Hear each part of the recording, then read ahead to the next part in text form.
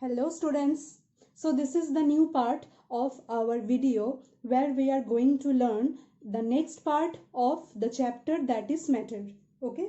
So in our previous video we have learned about solids, liquids and gases. So in today's class we will learn about the interconversion of different states of matter. Okay. So the topic is interconversion of states of matter. So as we know, there are basically three states of matter: solid, liquid and gas. So now we can convert one of the physical state into another, okay, by changing two different conditions. So suppose initially we have the solid form of any substance, okay, initially we have the solid form of any substance. So now by changing conditions we can convert the solid into liquid. Clear? Now again by changing some conditions, okay, we can convert or change the liquid state of that substance into gaseous state. So therefore we can convert the solid form of that substance into liquid, and again the liquid form of that substance into gaseous form. Okay. So, and one thing that is very important here, so here just only the state of that substance will be changed. That means only the physical outlook, the physical appearance or the physical state of that substance will be changed, but there will be no change in its chemical composition. Clear? Only a change will happen in its physical appearance or physical outlook. No change will happen in its internal composition or in its chemical composition. So now we will see different examples. So what are the two conditions which are important or which are necessary to interconvert the states of matter? So those two conditions are: number one, that is change in temperature. This is the first condition. And second condition is change in pressure. Okay. So change in temperature and change in pressure. By changing these two conditions we can change the physical state of any matter, but no chemical composition or no chemical change will take place here in this case. So what is the definition of interconversion of states of matter? The phenomenon of changing the states of matter from one to another. Okay, the phenomenon of changing the states of matter from one to another without any change in its chemical composition, without any change in its chemical composition, by changing its temperature and its pressure, is called interconversion of states of matter. Clear? So that will be the definition of interconversion of states of matter.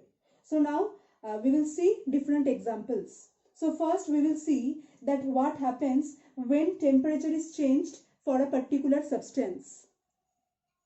So how the interconversion of states of matter takes place. So suppose initially a substance is present in the solid form, and the example is ice. Okay, as we know, ice is the solid form of water, right? Ice is the solid form of water. Now when we heat ice or when we increase the temperature, if we heat ice, okay, heating means what? Heating means increase in the temperature, right? Increase in its temperature. So in that case the ice will be converted into the liquid form, and there we will get water. That is the liquid form. Okay, that is the liquid form. So here there will be the temperature, that is 0 degrees Celsius, at which the change in its physical state takes place. Okay, so there is also one point that when we are heating a substance, okay, when we are heating a substance, so there is a particular temperature there. At that temperature, the interconversion of the state that will take place. Okay, and until and unless the interconversion is completed, the temperature will be fixed, and that is 0 degree Celsius. Okay, but still we are heating the substance. We are heating the substance, but at that point you can see that no change will be there in its temperature, but still the physical state of that substance, it will be changed into its liquid state. Okay, so now next is, so therefore by heating the substance, the solid form, it will be converted into the liquid form. Okay, next is that if we just reverse the process, that means if we cool the substance, okay, if we cool the substance, then the opposite procedure will take place, that the liquid water, it will be freezed into the solid ice form. The liquid water will be freezed into the solid ice form. So by cooling this, we will again get back the ice. Okay, so by heating, the solid ice will be converted into liquid, and by cooling, it will be converted into the solid form. Clear? Okay, so next is that, so that is the case of changing solid form into the liquid form. So now if we again heat the water, so then the water will be converted into steam or the water vapor. Okay, and at this case the temperature will be 100 degrees Celsius. So by heating water at 100 degrees Celsius temperature, water will be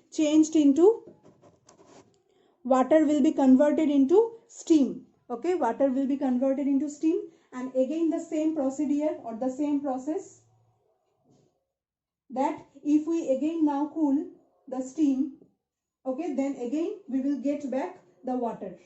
Okay, so the forward step are just showing the heating process. If we heat ice, we will get water. If we heat water, we will get steam. And these lower processes are signifying the cooling procedure. If we cool steam, then we will get water. Then again, if we cool the water, then again we will get the ice. So this total process is called interconversion of states of matter. But here chemical composition will not change, because in ice also the chemical formula is H2O, 2 atoms of hydrogen and 1 atom of oxygen is present here.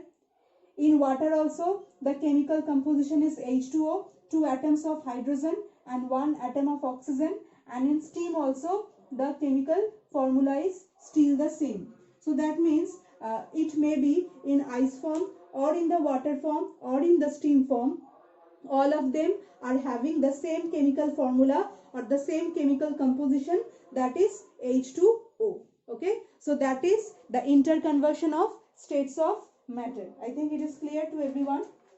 Okay, next, so what is the reason? What is the reason that by heating, okay, by heating here the states of matter is changing?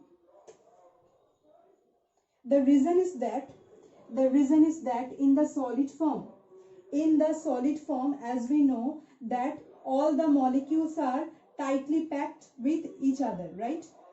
In the solid form, all the molecules are tightly packed and they cannot move from their position because of their closely packed nature, right?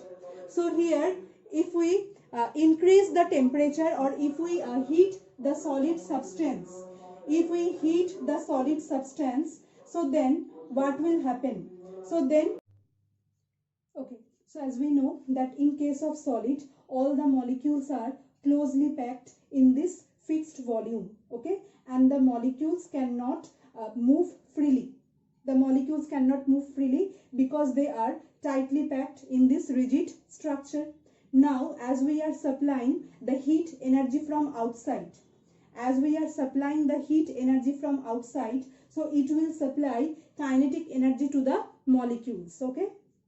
That heat energy, it will be supplied to the molecules as kinetic energy.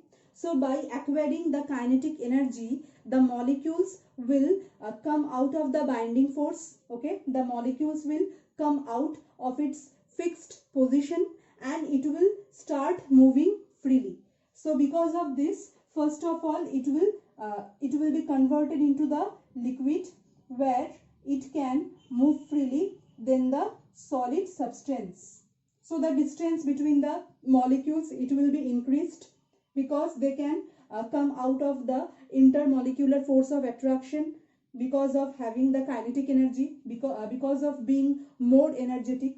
Now as we are heating it more and more, so that means more kinetic energy will be supplied to the molecules. So now they can move more freely, so they can go in a more distance, in a huge distance than in case of liquid. So now it will be converted into the gas because the distance between the molecules will be increased more than that of the liquid. So now at last it will be converted into the gaseous form. So because of this, because of getting kinetic energy from the heat energy supplied, so that's why they are getting converted from ice from solid to liquid and from liquid to the gas, okay, but the chemical composition will remain the same.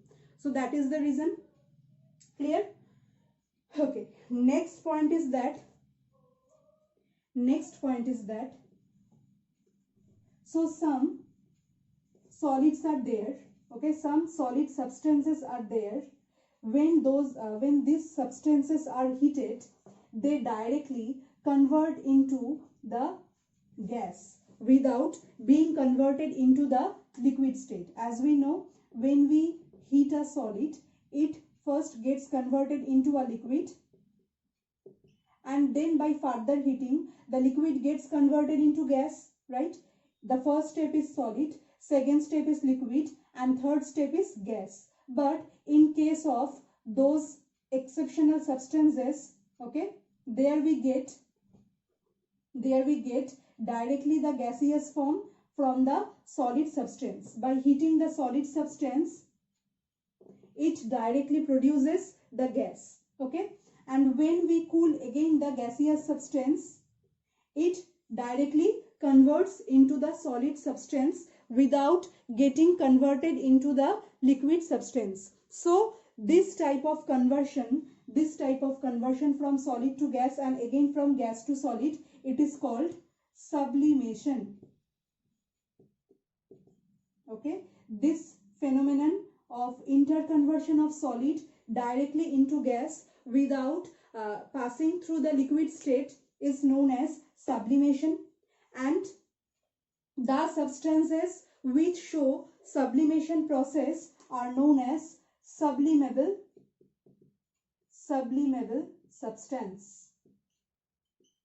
Not all the substances can show this procedure or can show this phenomenon. Only few substances can show this. So those substances are called sublimable substance. Clear? So few examples of those substances are just like naphthalene, camphor, iodine, etc. Okay. So just like we can see naphthalene balls in our home, that is kept just in almirah or in some places, okay, because of its sweet smell or fragrance. So as we can see that day by day the size of the naphthalene gets smaller, okay, the size of the naphthalene gets smaller. So because it initially was in the solid form, but gradually it gets converted into the gaseous form. Okay, so that's why the naphthalene ball gets smaller day by day. So these all are the examples of sublimable substance. Clear? Next is interconversion of states of matter by changing the pressure. Okay, by changing the pressure. So pressure is another condition by changing of which the states of matter can be changed. Suppose a gas, okay, is there, and if we increase pressure on it,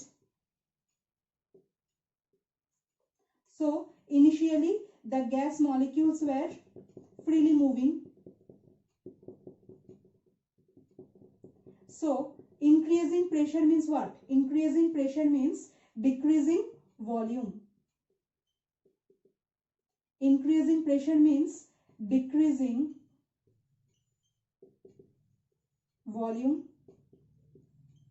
or compressing the size, right? We are applying pressure from the four sides. Okay, so that means what will happen? The size of the gas, that will be compressed. So because of this, now the molecules will come more and more closer to each other.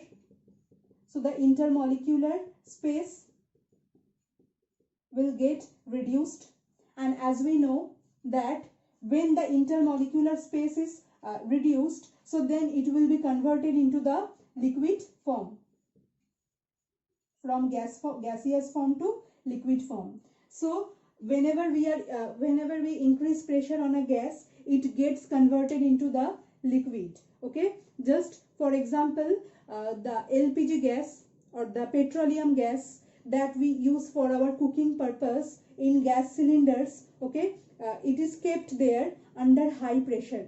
In gas cylinders, petroleum gas is packed there under high pressure, and because of applying high pressure, the gas is liquefied. The gas is present in the liquid form inside the cylinder. Okay, the petroleum gas is present in liquid form inside the cylinder, and that's why it is called liquefied petroleum gas. So whenever we increase pressure on any gas, it gets converted into the liquid form. So that is the basic idea. So many other examples you can see where by applying pressure or by increasing pressure, the gas can be converted into liquid. Now if we apply more and more pressure on it, so then the liquid can again be converted into the solid. Okay, so these are the procedures by which we can change the states of matter by changing its pressure. So now some points which are important for learning interconversion of states of matter. The first point is melting point.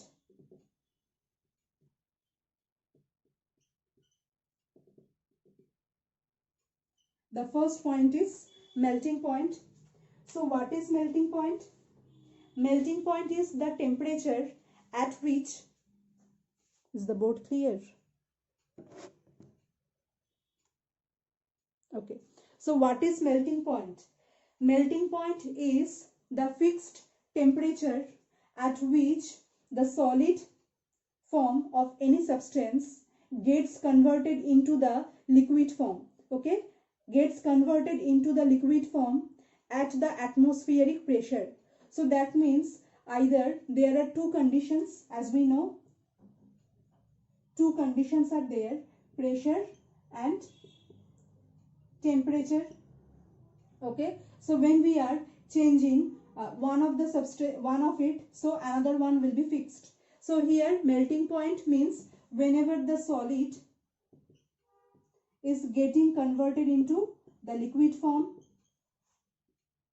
so at that case the pressure that will be equal to its atmospheric pressure. Suppose the atmospheric pressure is 1 atmosphere at that case.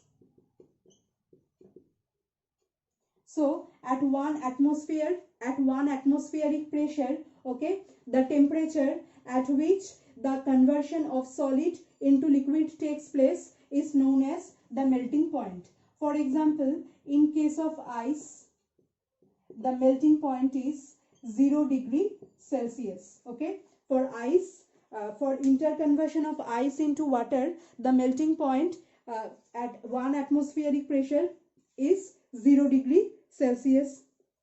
So the process of conversion of solid into liquid, the process of conversion of solid into liquid is known as melting, and the temperature or the fixed temperature at which the melting takes place, okay, at the atmospheric pressure is known as the melting point. Same case, this was for solid to liquid. Now if we are going from liquid to gaseous form, boiling point. So next is boiling point. So when we are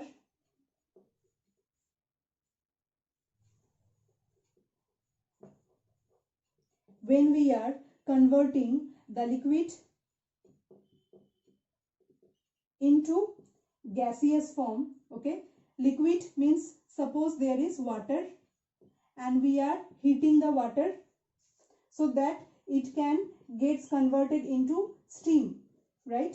So at atmospheric pressure, when the interconversion takes place, so the temperature will be there equal to 100 degrees Celsius. So therefore the process by which the liquid substance converts into gaseous substance is called boiling, okay, at its boiling point, or at atmospheric pressure is called boiling, and the temperature at which the interconversion of liquid into gas takes place at atmospheric pressure is called its boiling point. Clear? Now another thing, that is evaporation. So what is evaporation? Evaporation is almost same like boiling. Okay, evaporation is almost same like the boiling, but the basic difference is that evaporation is also the interconversion of liquid into gas, but it can take place at any temperature. Evaporation can take place at any temperature, or before reaching to the boiling temperature, or before reaching to the boiling point, the interconversion of liquid into gas is called evaporation.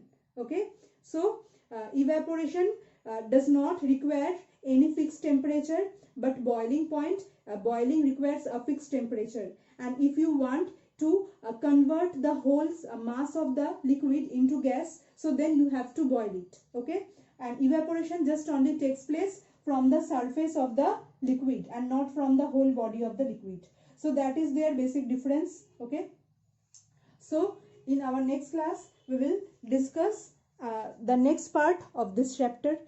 Thank you everyone for watching this video. Have a good day.